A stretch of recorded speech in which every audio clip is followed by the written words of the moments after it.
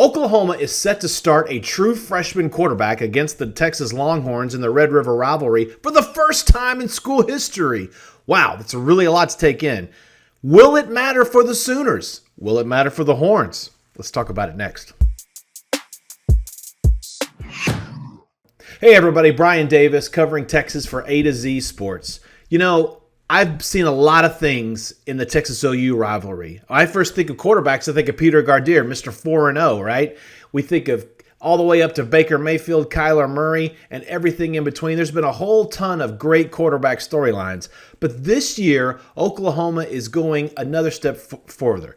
They are going to have a true freshman quarterback start in this game for the first time in school history. Now, that is honestly amazing when you think about the history of OU in and of itself.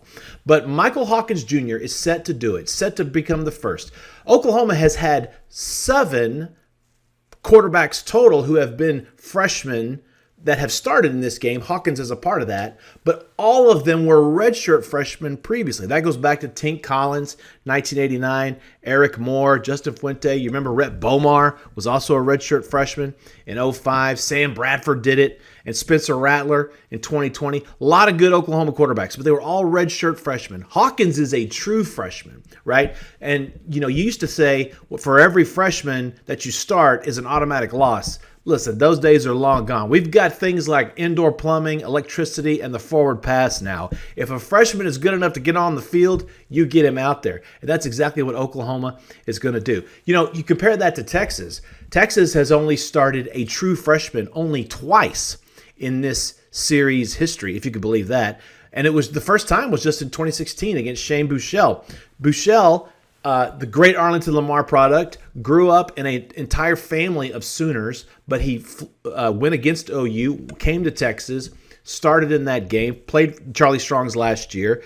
He was just the second true freshman besides Bobby Lane who ever started it in the season opener, right? And Bobby Lane was 1944. So Buechele had a really good legacy going for him, and Buechele did really well. He was 19 for 36 for 245 yards and 3 touchdowns against Oklahoma. You know that his 245 passing yards was the third most by a freshman, redshirt or true, against OU ever.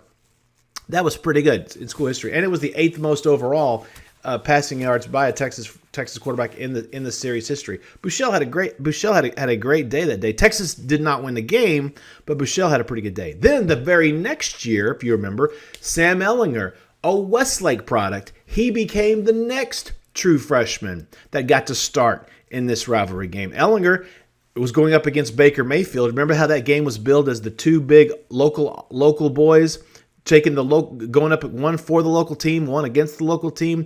Texas didn't recruit Baker Mayfield, and that whole clash of the Titans in 2017. Well, Ehlinger, he threw for 278 yards, and he ran for 106 yards, which is the highest rushing total of the day for the Horns that day.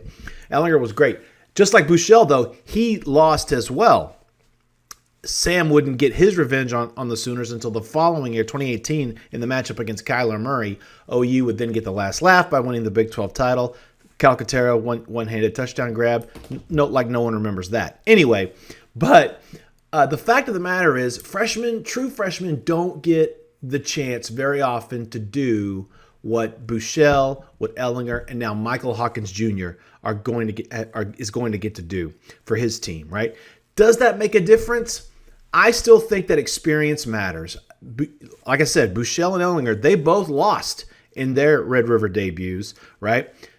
Hawkins, while he's a tremendous dual threat athlete, we saw what he did running against Auburn. I still think Texas wins. Texas is a double-digit favorite for a reason. I think Texas is built for a shootout type of a game. Quinn Ewers is coming back for the Horns, right? And I just think Texas has more offensive weapons right now. Yes, Oklahoma has some terrific sack numbers. They were one of the nation's leaders in sacks. They're probably going to get to Quinn, no doubt about that.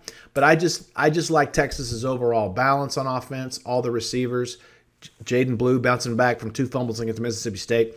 I think they're going to do well. One interesting stat that jumped out at me is that Oklahoma, right, again, 6 previous redshirt freshman quarterbacks, they were 3-2-1. So you really can't say, well, it's going to be guaranteed success or guaranteed failure. Don't know. 3-2-1 is about as even as it gets. Michael Hawkins is pretty good, though. I think Texas is better.